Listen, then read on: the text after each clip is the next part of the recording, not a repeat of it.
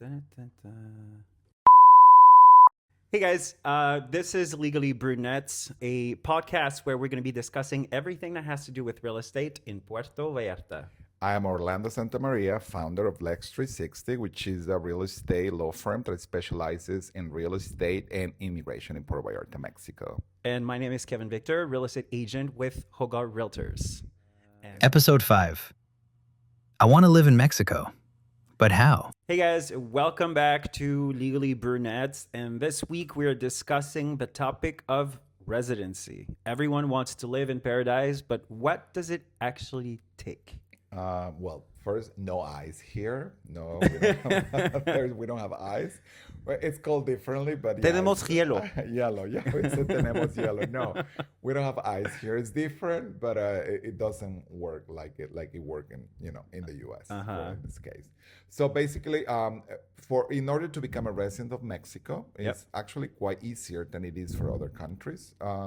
You need to qualify. Immigration law says there are two ways to be a resident: temporary resident or permanent resident. Okay. So for temporary residents, the law gives you specific information on how can you become a temporary resident. A lot of people think, and this is a misconception, that you have to become first a temporary resident to later you could become permanent. That's not true. Okay. You can apply directly to get a permanent residency. Okay. The thing here is, when I always explain my clients, is sometimes it really depends on the person who is at the consulate in the Mexico, because you have to start the process in the U.S. or in Canada. Home. Okay. Back home. You have to start this process in the Mexican consulate, whatever closest to you, or Mexican and the consulate only. You can start it there, the nearest to you. Yeah. You have to send an application that will give you an appointment. Yeah. Please do not be discouraged by the lack of answer, because we were in the last year we've been experiencing a lot of delays, and people are complaining that they don't answer them. Because I think a lot of people are trying to make a move to Mexico right now with everything happening up north. They're like, let me go live down south. And when sometimes I get emails from clients like, Orlando, they have not answered me for me in 2 months, and I said, John, okay. Do you know how much it takes for Mexicans to try to get an appointment Yeah, at the U.S. Embassy? So you're good. Keep trying.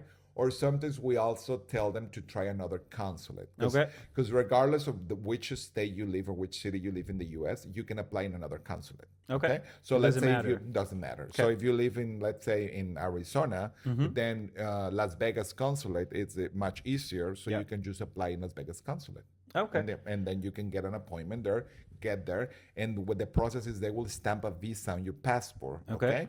And then on that visa on your passport, you have to come to the Mexican side. That's where we help. Okay. Come here. Come and see us. That's where we help.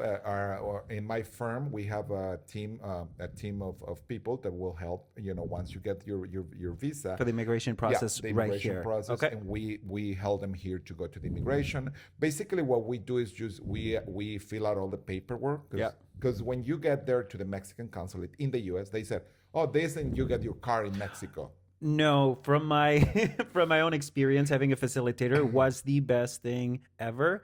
I spoke very little Spanish, and even now speaking Spanish, it is so complicated to fill out that paperwork. It is detail, and once again, from a clerk to another one, sometimes it changes completely. Oh yeah, you get a different answer every time. I have clients that they speak Spanish, some Spanish, actually fluent, but with some proficiency, and they said, "Oh, Orlando, I'm just gonna try it myself," and I'm like, "Okay, yeah, for me it's fine." Good luck. I said, let me know if you need any help.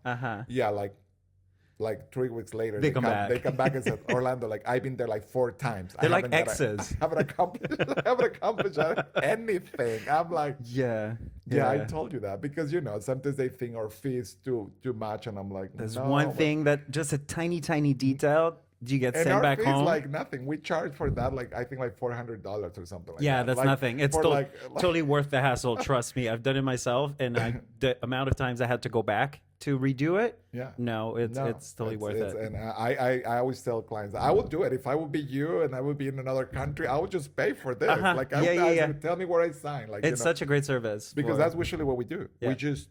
We just tell them like, you know, you have to sign here, you have to sign here. We Yeah. explain what each of the paper they're signing because that's part of our firm. We like to explain what the client is signing. Yeah. You know, like so you know what you're which actually which signing. is important because a lot of people would just present the paperwork and say sign here, here, here. You just bring a brand new car and you Yeah. have absolutely no idea what you just purchased. Exactly. Yeah. So yeah, but that's a thing I always tell my team: explain our client what they are saying. They Everything. need to know. You Yeah. know, it's very important. It's a cultural thing. And Mexicans, and when you come in Mexico and live in Mexico, you probably know now because you live long enough. People, if you ask a question to Mexican, they said, "Why you don't trust me? Why? Would you think I'm stealing? Why?" So, and you're like, "No, I'm just asking a I'm question." just asking a question. I just want to know. So that's what I'm trying to embrace in my team, like 'Kay. that, you know, that cultural difference. Yeah. Okay. And then once you have your residency temporary, how does it work to go from temporary to permanent? Okay, if you were not lucky enough to get the permanent residency, you Yeah. only got the temporary residency, you get it for a year. Okay, so you get one card, which also green, so it's a green card. You get that card for 1 year. Well, now I think they changed. Now they have this like a little bit like gray or something. But anyway, so you get it for 1 year, and then you have to renew for another 2 years. Okay. And then, I'm sorry, 3 years. I have to check back with Isela, my immigration expert. 3 years, and Yeah. that's 1 year, 3 years, and after those 3 years, you can get the permanent residency. So you have to renew like first 1 year. You get it, and then yeah. you got another 3 years, and then you got a final for the And then once you have your permanent residency, you're you're good. Yeah. Okay. You don't lose it there. So that's the thing. Another question that I get asked a lot. I said, do I lose my temporary residency? And I said, yes, you can lose it if you don't come to the country within 3 years. You know, from the moment that you lose it. Oh, I didn't know that. Yeah, you can lose your temporary residency. What you don't lose is the permanent residency. That's unless you commit a crime or something like that. Like, yeah, in that case, Yeah. Mexican government is Please, like, yeah. give me your car. Yeah. Like, you're not welcome here anymore. Bye. If you want to come to Mexico, please make sure you're not the one committing the crime, please. All right, guys, thank you so much for watching. I hope you found that interesting. And if you like it, if you really like it, you can follow us right here. Look at here. Yes. Right here. Because we're going to be broadcasting every week. All right. Bye, guys.